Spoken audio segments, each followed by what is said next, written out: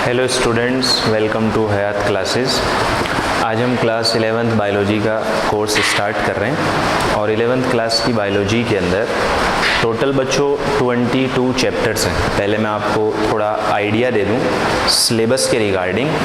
11th class की biology को complete 5 units में डिवाइड किया गया, जिसके अंदर बच्चों 5 चैप्टर्स हैं। पहला जो यूनिट बच्चों, उसका मैं नाम लिखता हूँ। पहला यूनिट है diversity in the living world.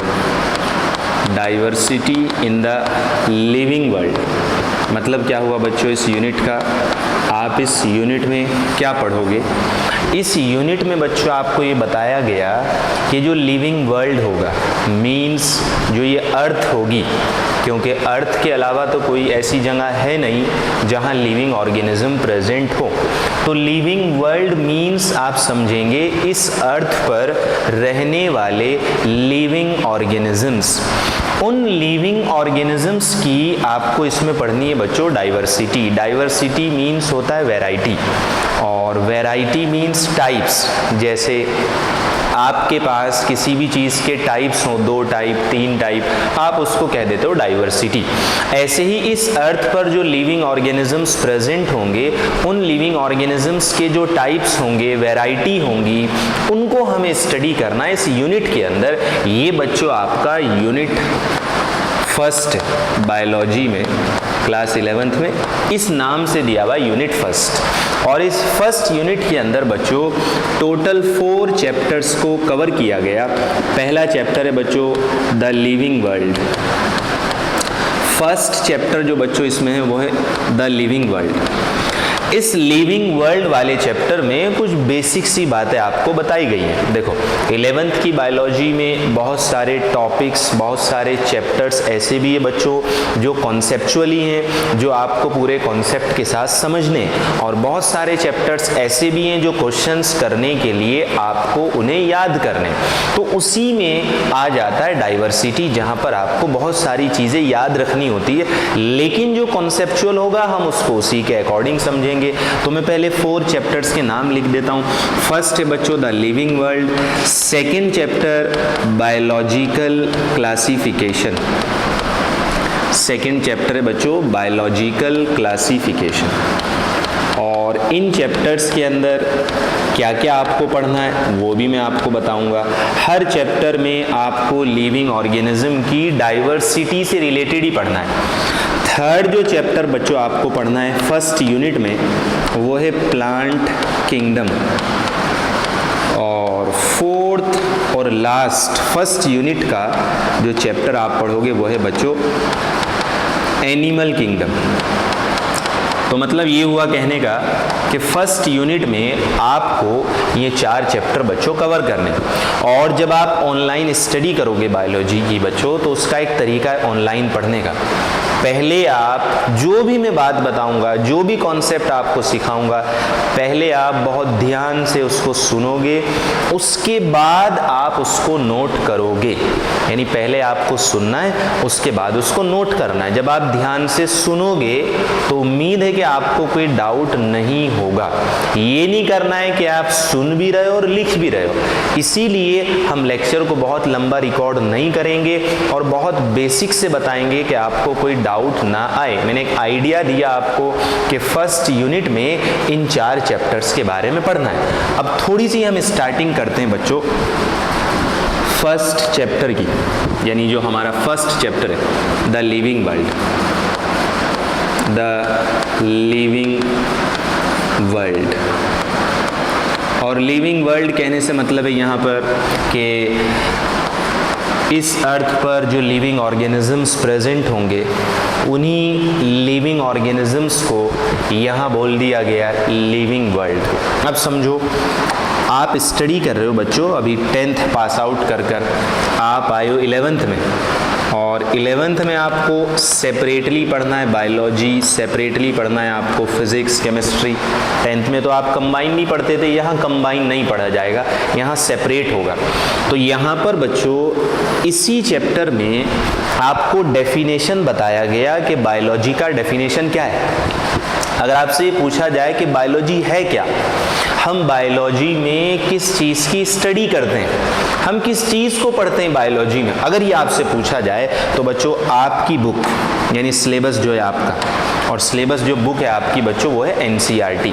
तो एनसीईआरटी बच्चों बायोलॉजी को ऐसे डिफाइन करता है कि बायोलॉजी जो है वो स्टोरी है बच्चों। बायोलॉजी इज द स्टोरी, किस चीज़ की स्टोरी बच्चों?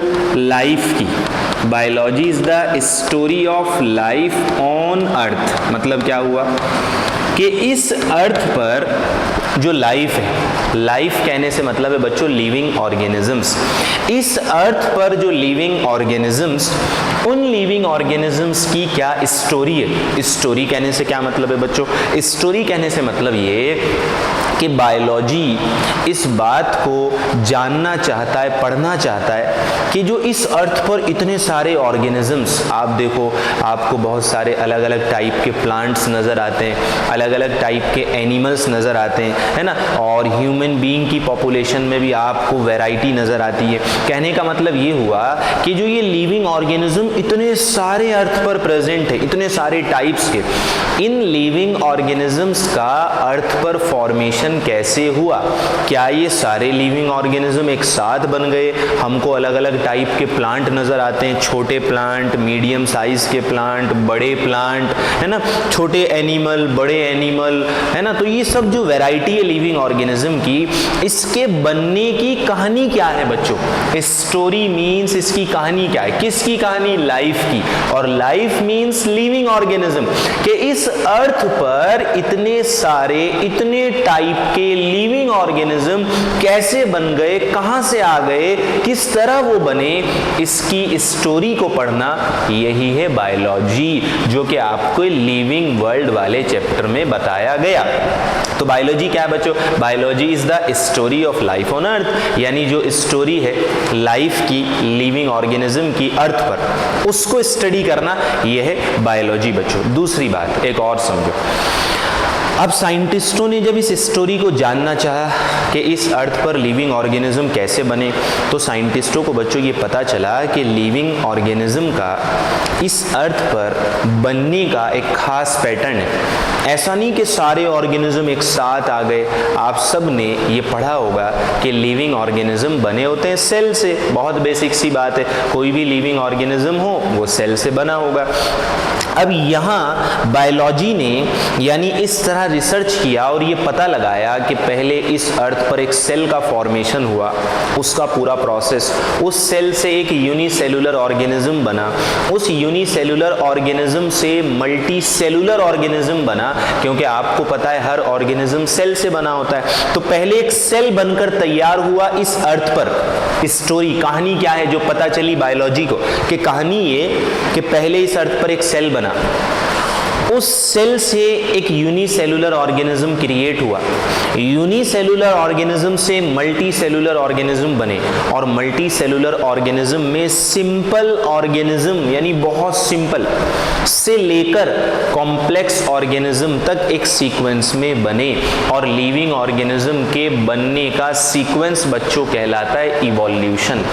इवोल्यूशन, इवोल्यूशन एक टर्म है बच्चों, जो टर्म यूज किया जाता है लिविंग ऑर्गेनिज्म के बनने के, या लिविंग ऑर्गेनिज्म का पास्ट, यानी जो फिलहाल प्रेजेंटली जो लिविंग ऑर्गेनिज्म है, इनके पास्ट को, इनकी हिस्ट्री को पढ़ना, उसको समझना कि ये कैसे आए, कैसे बने, ये कहलाता है इवोल्यूशन। तो बायोलॉजी का सेकंड डेफिनेशन ये दिया गया कि biology is the story of evolution, कि बायोलॉजी जो है वो एक इवोल्यूशन की कहानी है, कि बायोलॉजी में सबसे इंपॉर्टेंट चीज इस बात को पढ़ना कि लिविंग ऑर्गेनिज्म कैसे बने, कौन पहले आया, उसके बाद कौन आया, उसके बाद कौन सा ऑर्गेनिज्म आया, इस स्टोरी को पढ़ना, ये सेकंड डेफिनेशन बताई गई बच्चों बायोलॉजी की। तो बायोलॉजी का सेकंड डेफिनेशन बताया गया, biology is the story of evolution.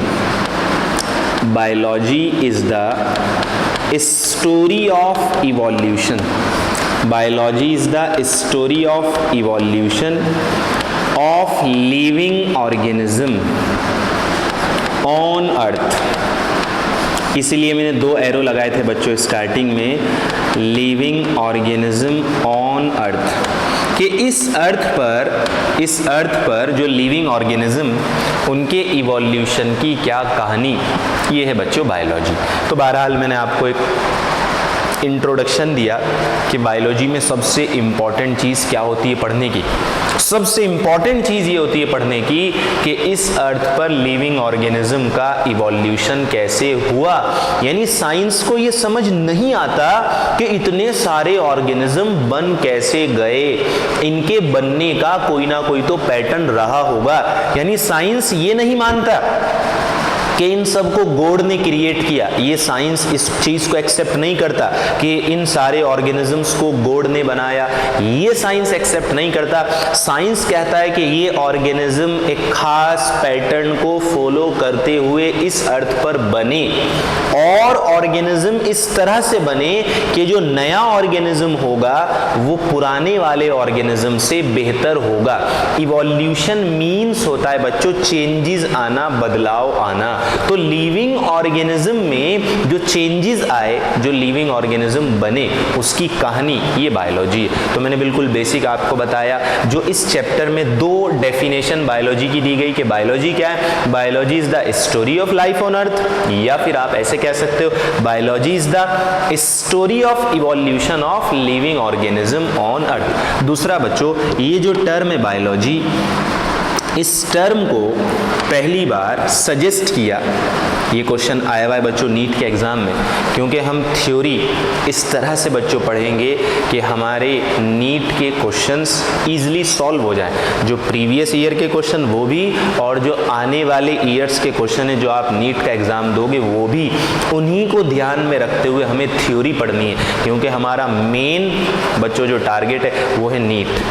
तो नीट के एग्जाम में आए हुए क्वेश्चंस और नीट के एग्जाम में आने वाले क्वेश्चंस के जो चांसेस होंगे उनको कवर करना, उस तरह से हम थ्योरी को पढ़ेंगे।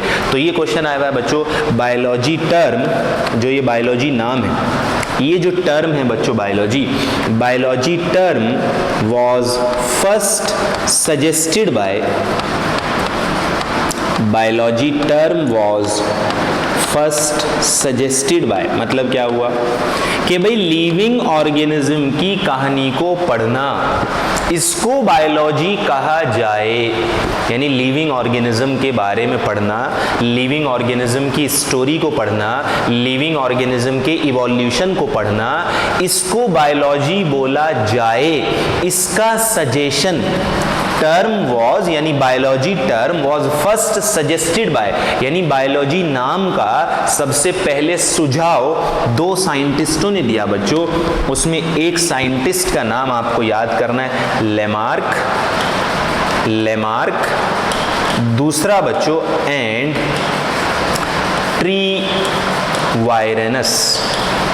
ट्रीवायरेनस। मतलब इन दोनों ने, अगर आपसे क्वेश्चन ये दोबारा से पूछा जाता है बच्चों, ये आया हुआ क्वेश्चन है प्रीवियस ईयर में, अगर आपसे क्वेश्चन ये पूछा जाए कि बायोलॉजी टर्म को पहली बार किसने सजेस्ट किया, तो आप उसमें 2 नाम देंगे, एक लेमार्क और दूसरा नाम ट्रीवायरेनस। लेमार्क और ट्रीवायरेनस ने दोनों ने ये सजेशन दिया कि भाई लिविंग ऑर्गेनिज्म की कहानी को जो हम पढ़ते हैं उसको हमें बायोलॉजी नाम देना चाहिए। जैसे हम किसी के नाम का सजेशन देते हैं, ऐसी बायोलॉजी नाम का सजेशन इन दोनों ने दिया। दूसरी बात बच्चों, आपने सुना भी होगा एक एंशिएंट ग्रीक फिलोसफर, बहुत पुराने ग्रीक फिलोसफर एरिस्टोटल नाम बच्चों, ये आपने कहीं ना कहीं जरूर सुना होगा। एरिस्टोटल बच्चों वो इंसान थे जिन्होंने पहली बार लिविंग ऑर्गेनिज्म से रिलेटेड कुछ बताया। यानी इस अर्थ पर कि लिविंग क्या होता है, नॉन लिविंग क्या होता है, लिविंग हम किसको कहेंगे, नॉन लिविंग किसको कहेंगे, सबसे पहले लिविंग ऑर्गेनिज्म के बारे में जिसने कुछ बताया कि भाई लिविंग उसको कहते हैं जो चलता हो। एग्जाम्पल के तौर पे मैं कह रहा हूं कि जिसका मूवमेंट होता हो, जो सोच समझकर मूवमेंट कर सकता हो, चल सकता हो, उसको हम लिविंग कहते हैं। ऐसा सजेशन कि जो अपनी मर्जी से चल ना सकता सकता हो, जैसे ये, उसको हम नॉन लिविंग कहते हैं। तो इस तरह का पहला सजेशन एरिस्टोटल ने दिया। मतलब ये हुआ कि बायोलॉजी में हम लिविंग ऑर्गेनिज्म के बारे में पढ़ते हैं और लिविंग ऑर्गेनिज्म के बारे में सबसे पहले बताया एरिस्टोटल ने। और किसी भी फील्ड में जो सबसे पहले कुछ बताता हो कि हाँ भाई ये भी कोई ब्रांच है, हाँ भाई ये भी कोई चीज़ है, उसको उस फील्ड का बच्चों फादर माना जाता है। ये क्वेश्चन आता है, इसलिए मैं आपको बता रहा हूँ, क्योंकि मैंने पहले ही बताया जो चीज़ भी हम पढ़ेंगे वो क्वेश्चंस को सामने रखते हुए। तो क्वेश्चन क्या आया बच्चों? क्वेश्चन ये आया कि फादर ऑफ बायोलॉजी किसको कहा जाता है? फादर ऑफ बायोलॉजी कहने का मतलब, फादर ऑफ बायोलॉजी कहने का मतलब कि बायोलॉजी की शुरुआत किसने की, सबसे पहले बायोलॉजी के फील्ड में किसने कोई बात बताई। तो आप उसका आंसर बच्चों याद रखोगे एरिस्टोटल। एरिस्टोटल, एरिस्टोटल को बोला जाता है फादर ऑफ बायोलॉजी। और बायोलॉजी टर्म किसने सजेस्ट किया? लेमार्क और ट्रीवायरनस। और बायोलॉजी में है क्या, अगर आपसे पूछने लगे व्हाट इज बायोलॉजी, तो बायोलॉजी आप कहोगे biology is the story of life on earth, या आप कहोगे biology is the story of evolution of living organism on earth. दूसरी बात बच्चों, 11th-12th के लेवल पर आप जो बायोलॉजी पढ़ोगे उस बायोलॉजी को 11th-12th के लेवल पर जो आप बायोलॉजी पढ़ोगे उस बायोलॉजी को दो पार्ट में डिवाइड किया जाता है बच्चों। एक होता है जूलॉजी और एक होता है बच्चों बॉटनी। इसको बॉटनी बोल देते हैं बच्चों, बॉटनी भी पढ़ सकते हो आप इसको। ये जूलॉजी, ये बॉटनी। यानी 11th-12th के लेवल पर बायोलॉजी को हम दो हिस्सों में बांट देते हैं। दो हिस्सों में किस लिए बांटते हैं? बायोलॉजी का वो पोर्शन बच्चों जहां आप जनरली एनिमल्स की स्टडी करते हो, जहां आप एनिमल्स की स्टडी ज़्यादा करते हो, उस पोर्शन को हम नाम देते हैं बच्चों जूलॉजी। और बायोलॉजी के जिस पोर्शन में आप प्लांट्स की स्टडी करते हो बच्चों, वो पोर्शन कहलाता है बॉटनी।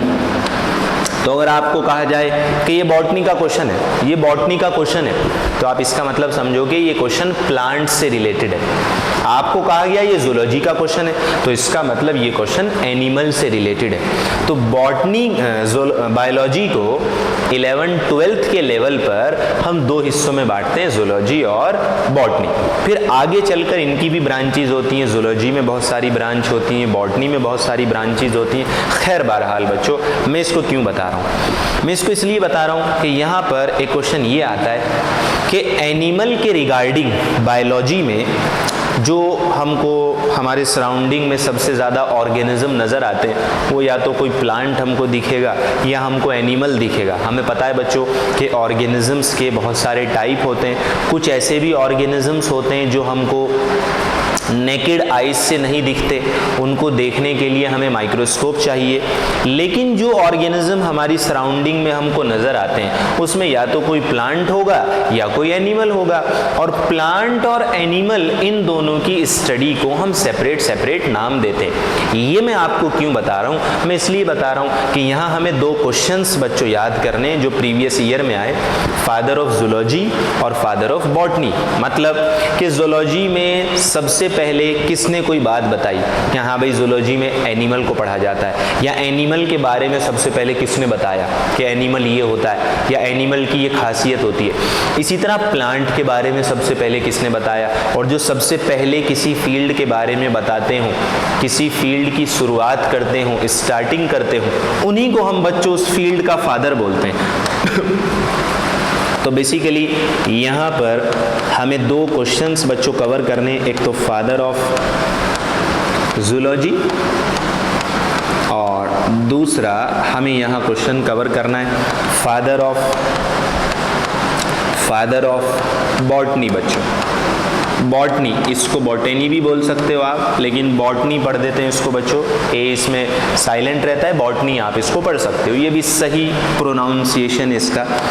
अब यहाँ फादर ऑफ जूलॉजी कौन और फादर ऑफ बॉटनी कौन बच्चों, हम इसके बारे में बात करते हैं। देखो, जब आपसे क्वेश्चन ये पूछा जाए कि बायोलॉजी को आप कितनी ब्रांच में डिवाइड करते हो, तो आप 11th-12th तक कहोगे जूलॉजी बॉटनी। अब ये क्वेश्चन पूछे कि भाई जूलॉजी की शुरुआत किसने की, तो आप इसका आंसर दोगे एरिस्टोटल। मतलब क्या हुआ बच्चों, मतलब ये हुआ कि एरिस्टोटल ने बायोलॉजी में जो सबसे पहली बात बताई वो एनिमल के बारे में थी, वो प्लांट से रिलेटेड नहीं थी। अभी हमने ये कहा कि फादर ऑफ बायोलॉजी किसको कहा जाएगा, एरिस्टोटल। और बायोलॉजी में किसको पढ़ते हैं, लिविंग ऑर्गेनिजम्स को। अब लिविंग ऑर्गेनिजम्स तो बहुत सारे टाइप के, लेकिन दो मेजर टाइप के लिविंग ऑर्गेनिजम्स, एक तो प्लांट और एक एनिमल।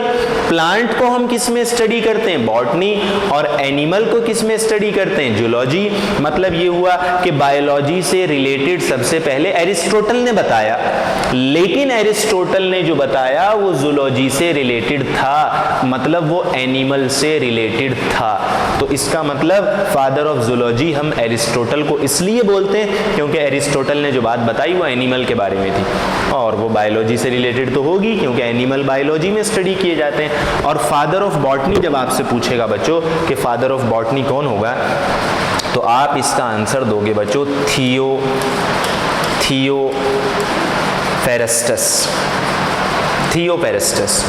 थियोपेरेस्टस बच्चों वो साइंटिस्ट थे जिन्होंने सबसे पहले प्लांट के रिगार्डिंग कुछ बताया।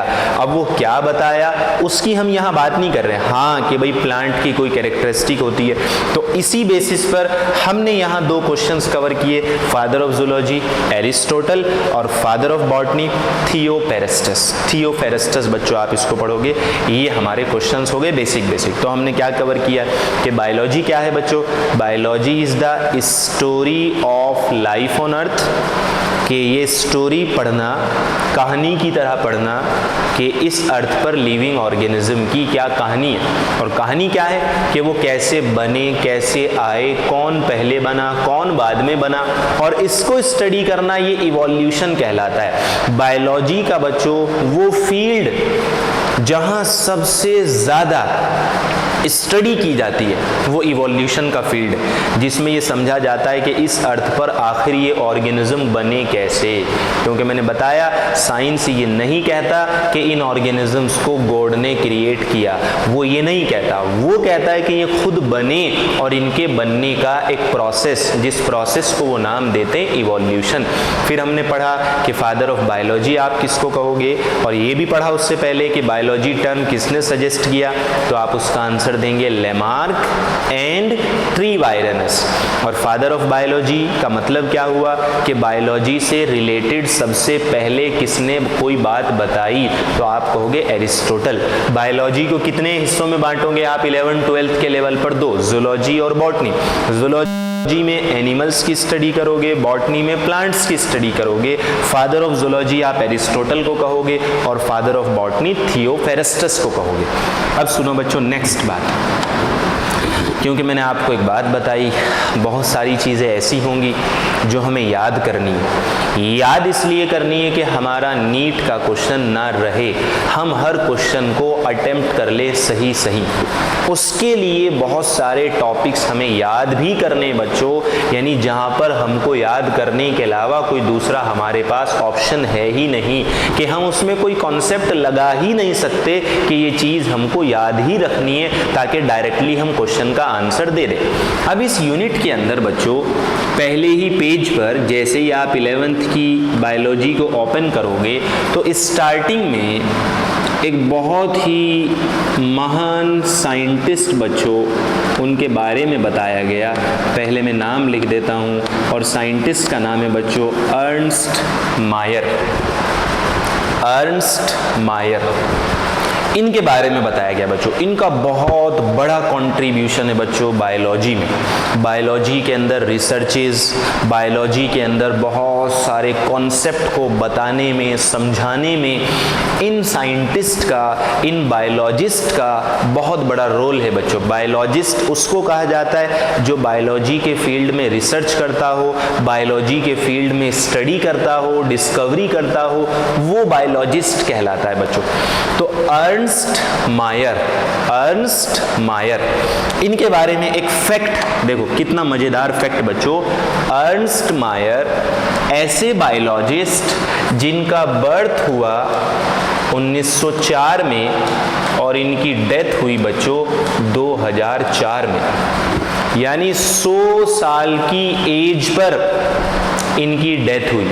सबसे पहला फैक्ट, इसीलिए हमें इनका डेट ऑफ बर्थ भी याद रखना है और डेट ऑफ डेथ भी याद रखना है। 1904 से 2004 पूरे 100 साल, और अपने इस 100 साल के लाइफ स्पेन में, यानी 100 साल की जिंदगी में बच्चों 80 साल इन्होंने बायोलॉजी में रिसर्च करने पर लगा दिए।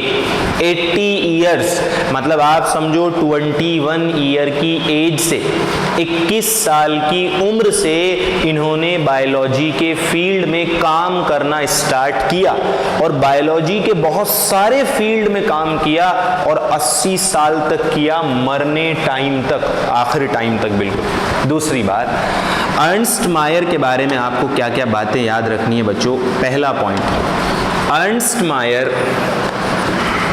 एक यूनिवर्सिटी है बच्चों, बहुत फेमस यूनिवर्सिटी, आप सब ने हो सकता हो सुनी हो या नहीं सुनी हो। यूएसए में यूनिवर्सिटी है, हार्वर्ड्स यूनिवर्सिटी बच्चों,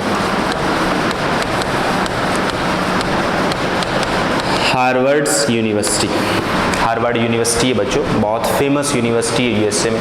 तो इस हार्वर्ड यूनिवर्सिटी के बच्चों ये इवोल्यूशनरी बायोलॉजिस्ट कहलाते हैं। मतलब इस यूनिवर्सिटी में रहकर इन्होंने रिसर्च की और सबसे ज़्यादा रिसर्च इन्होंने इवोल्यूशन पर की।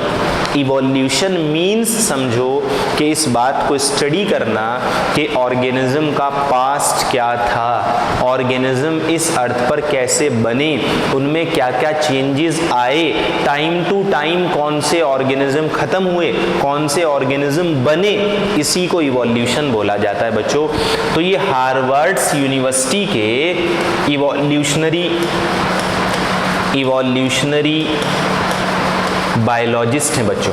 तो आप इनके बारे में, क्योंकि मैंने बताया कि बहुत सारे पॉइंट ऐसे हैं जो हमें क्वेश्चन करने के पर्पस से याद करने, तो सबसे पहला पॉइंट कि अर्नस्ट मायर हार्वर्ड यूनिवर्सिटी के इवोल्यूशनरी बायोलॉजिस्ट हैं। मतलब हार्वर्ड यूनिवर्सिटी में रहकर इन्होंने इवोल्यूशन के फील्ड पर रिसर्च की। जो इवोल्यूशन के फील्ड पर रिसर्च करते हों, काम करते हों, स्टडी करते हों, उन्हीं को कहते हैं इवोल्यूशनरी बायोलॉजिस्ट। इनसे पहले बच्चों, अगर ये 1904 में इनका बर्थ हुआ तो बच्चों ये 20th सेंचुरी मतलब 20वीं शताब्दी, फिलहाल चल रहा है बच्चों 21st सेंचुरी। यानी अगर 1904 में इनका बर्थ हुआ तो इसका मतलब 20th सेंचुरी मतलब 20वीं शताब्दी बच्चों, उसमें इनका बर्थ हुआ। और इनसे पहले मतलब 19th सेंचुरी में, मैं पीछे लिख देता हूँ क्योंकि यहाँ इन्हीं के बारे में लिखूंगा, एक बहुत फेमस बायोलॉजिस्ट रहे हैं बच्चों। हो सकता हो आपने 10th क्लास में सुना हो, डार्विन। इनका पूरा नाम है रॉबर्ट चार्ल्स डार्विन। बहुत ज़्यादा काम इन्होंने इवोल्यूशन के फील्ड में किया। यानी अर्नस्ट मायर से पहले इवोल्यूशन के एक बहुत फेमस साइंटिस्ट डार्विन, जिन्होंने एक्चुअली लोगों का इवोल्यूशन में इंटरेस्ट डेवलप किया।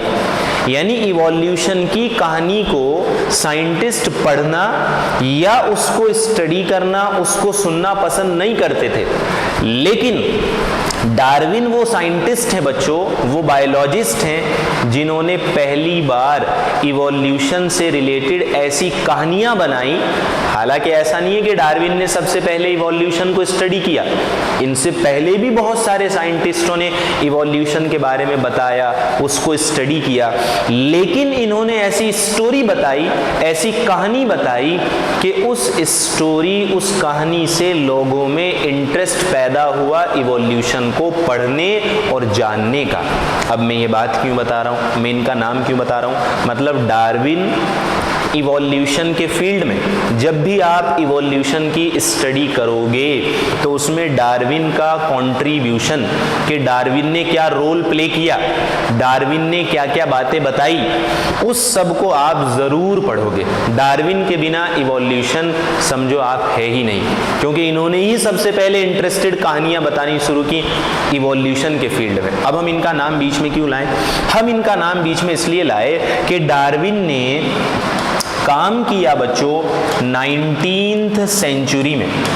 19th सेंचुरी का मतलब कि 19वीं जो शताब्दी 1800 से लेकर 1900 तक के बीच में जो टाइम होगा उसको हम कहेंगे 19th सेंचुरी। 1900 से 2000 के बीच का जो टाइम होगा उसको हम कहेंगे 20th सेंचुरी। और फिलहाल जो बच्चों चल रहा है 2000 से लेकर 2100 तक का जो टाइम होगा उसको हम कहेंगे 21st सेंचुरी। यानी हम 21st सेंचुरी की जनरेशन है बच्चों। डार्विन किस जनरेशन में है? 19th century.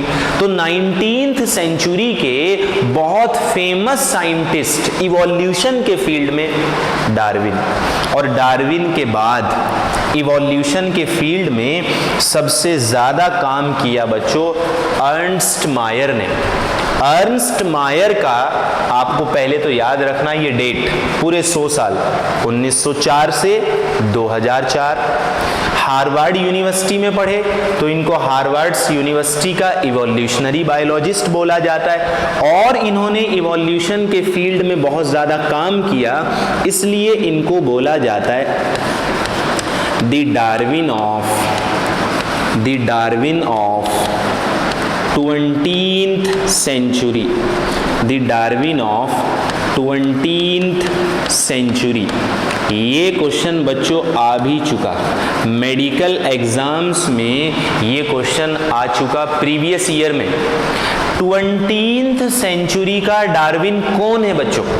ओरिजिनल डार्विन तो 19th सेंचुरी में अपना काम करके चले गए, लेकिन उन्हीं के काम को और ज्यादा बेहतर तरीके से 20वीं सेंचुरी में 20th सेंचुरी में किसने किया? अर्नस्ट मायर। इसलिए अर्नस्ट मायर को the Darwin of 20th century बोला जाता है। अगर आपसे क्वेश्चन पूछा जाए who is known as Darwin of 20th century, तो आपका आंसर रहेगा बच्चों अर्नस्ट मायर। क्लियर है बच्चों? ये बहुत बेसिक सी बातें मैं बता रहा हूँ, ये आपको याद ही करनी है। पहले मैंने इसीलिए आपको डार्विन के नाम के बारे में बताया कि डार्विन का नाम यहाँ क्यों लिया गया। इसलिए लिया गया कि डार्विन इवोल्यूशन के फील्ड के साइंटिस्ट हैं, और इवोल्यूशन के फील्ड में उनका बहुत बड़ा कंट्रीब्यूशन है। डार्विन के बाद सबसे बड़ा कंट्रीब्यूशन अर्नस्ट मायर का है, इसीलिए इनको डार्विन के नाम की उपाधि दी गई, the Darwin of 20th century. कि 19th सेंचुरी में जो काम डार्विन ने किया वही काम, यानी उसी फील्ड का काम और बहुत बेहतर तरीके से 20th सेंचुरी में अर्नस्ट मायर ने किया। दूसरी बात बच्चों, अर्नस्ट मायर ने हार्वर्ड यूनिवर्सिटी में 1953 में बच्चों एक फैकल्टी को ज्वाइन किया, faculty of arts and science. ये यूनिवर्सिटी में बच्चों फैकल्टीज होती हैं। यूनिवर्सिटी और कॉलेज में यही फ़र्क होता है कि यूनिवर्सिटी के अंदर हर फील्ड की अलग अलग फैकल्टी होती है। तो इन्होंने अर्नस्ट मायर ने 1953 में faculty of arts and science को ज्वाइन किया और 1975 में वहाँ से रिटायर्ड हुए। ये जब आप एनसीईआरटी का पहला ही पेज खोलेंगे वहाँ पर लिखा हुआ है बच्चों। और जब ये रिटायर हुए बच्चों तो इनको एक टाइटल दिया गया, एक इनको बहुत बड़ा टाइटल दिया गया बच्चों। मैं उस टाइटल को लिखता हूँ यहाँ। इनको एक टाइटल, एक उपाधि से नवाजा गया बच्चों, एक टाइटल इनको दिया गया। और वो टाइटल क्या है, मैं उस टाइटल को लिखता हूँ। इनको एक टाइटल दिया गया, टाइटल आपको याद करना है। इनका टाइटल है बच्चों अलेक्जेंडर। अलेक्जेंडर, अलेक्जेंडर मीन्स होता है बच्चों सिकंदर। और सिकंदर बच्चों ये एक तरह से कहो एक किंग का नाम है बच्चों, जो पास्ट में रहे। अगर आप हिस्ट्री पढ़ते हो तो अलेक्जेंडर और बायोलॉजी के फील्ड के एक बहुत ही मशहूर पर्सन है बच्चों जिनका नाम है अलेक्जेंडर एगासिज। अलेक्जेंडर एगासिज, अलेक्जेंडर एगासिज, ये एक पर्सन का नाम है जिनका बहुत बड़ा कंट्रीब्यूशन हार्वर्ड यूनिवर्सिटी के अंदर साइंस की रिसर्चेज में, यानी साइंस में जो रिसर्च हुई, जो डिस्कवरी हुई, उनमें अलेक्जेंडर एगासिज का अपना एक बहुत बड़ा कंट्रीब्यूशन है।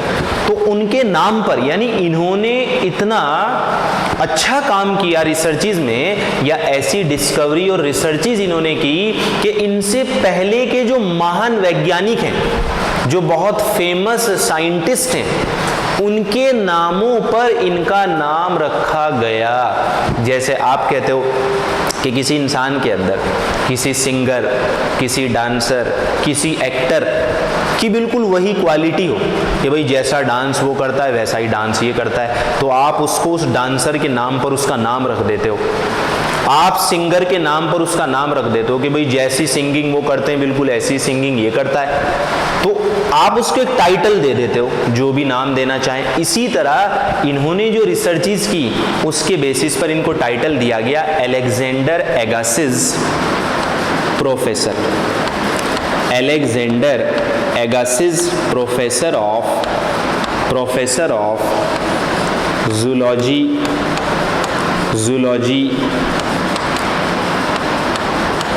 Emeritus.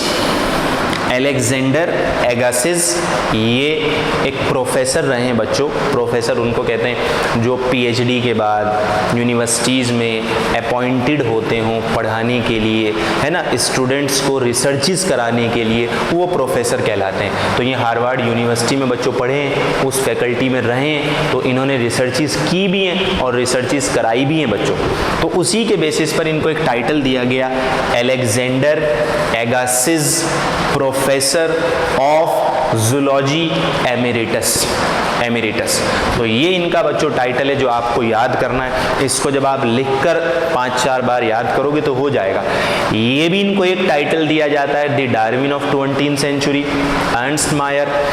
Alexander Agassiz professor of zoology emeritus, ये भी बच्चों अर्नस्ट मायर। दूसरा, इन्हीं को बच्चों एक नाम और दिया जाता है, इनके बारे में फैक्ट हमें याद करने बच्चों, उस पर क्वेश्चन आते हैं। देखो पहला जो यूनिट है बच्चों, first unit diversity in the living world, उसमें याद बहुत ज़्यादा करना है, और याद तभी रहेगा जब आप ध्यान से सुनोगे और सुनने के बाद उसको अपनी कॉपी में नोट करोगे और फिर रिवीजन भी करोगे उसका, तब ये आपको याद रहेंगे। क्योंकि इनको याद करना बहुत ज़रूरी होता है क्वेश्चंस को करने के लिए। अगर आप इनको याद नहीं करोगे तो क्वेश्चन आप नहीं कर पाओगे। इसमें सीधा सीधा सा क्वेश्चन है, the Darwin of 20th century, answer है अर्नस्ट मायर।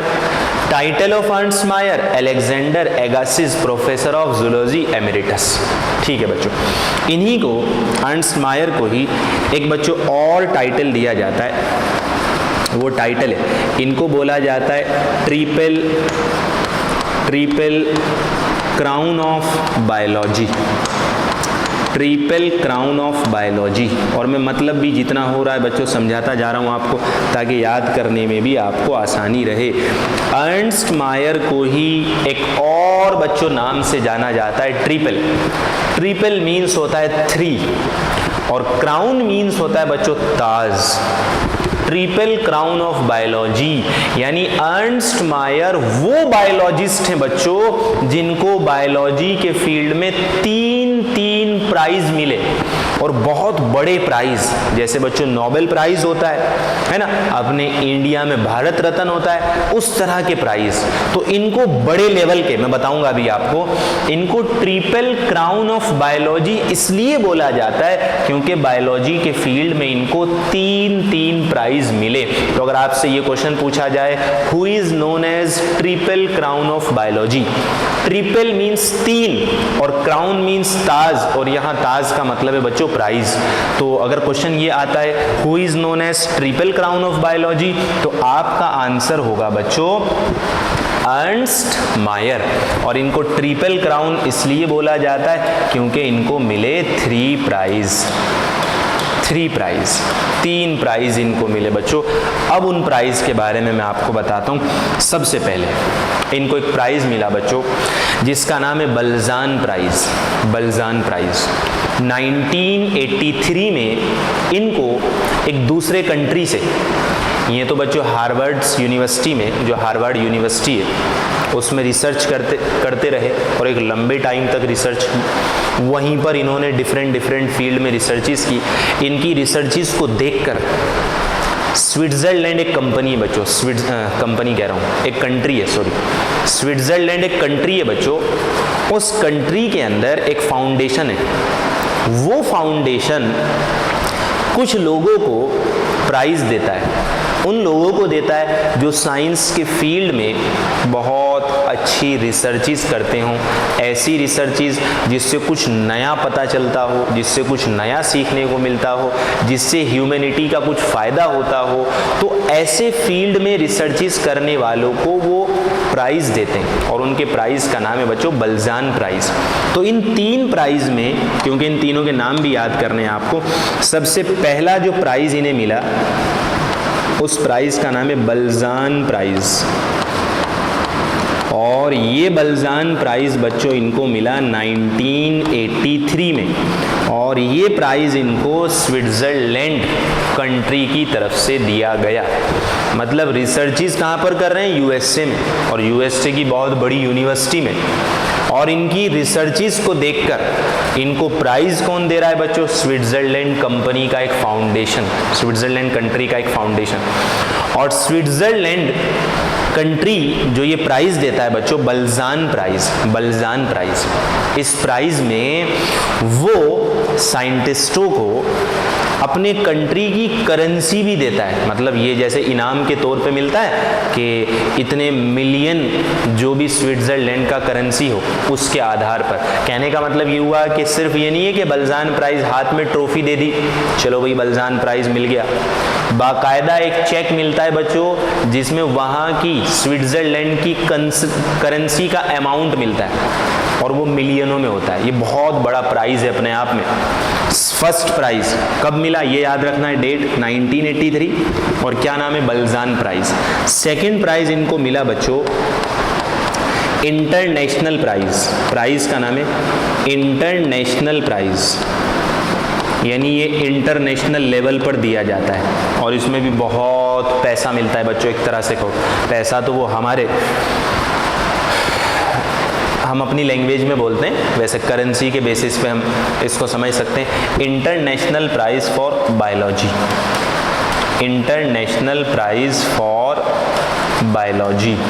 और ये प्राइज़ बच्चों इनको मिला मैं यहाँ पे लिख देता हूँ ईयर, इन 1994, यानी सेकंड जो बड़ा प्राइज़ इनको मिला जिसके लिए इन्हें ट्रिपल क्राउन बोला गया वो है इंटरनेशनल प्राइज़ फॉर बायोलॉजी।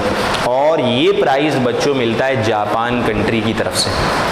पहला प्राइज़ स्विट्ज़रलैंड और दूसरा इंटरनेशनल प्राइज़ फॉर बायोलॉजी 1994 में किसने दिया? जापान ने। और इसमें भी यही होता है बच्चों, प्राइज़ के साथ साथ वो बहुत बड़ा अमाउंट भी देते हैं कि इनका बहुत बड़ा कंट्रीब्यूशन है रिसर्च में, डिस्कवरी में, उसी के आधार पर। और थर्ड बच्चों प्राइज़ मिला जिसका नाम है क्रेफोर्ड प्राइज़,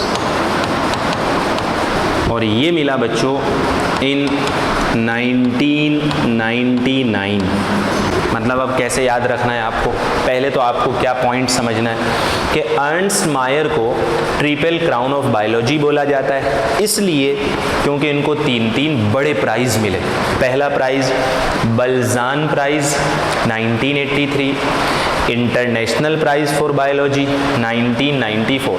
जब आप 1983 याद रखेंगे तो 8 में आप 1 ऐड करेंगे 9, और 3 में 1 ऐड करेंगे तो 4 बन जाएगा। याद रखने का तरीका कि पहला प्राइज़ मिला 1983 में और दूसरा प्राइज़ 19 में ही मिला, लेकिन 8 के बाद 9 और 3 के बाद 4, मतलब 1994।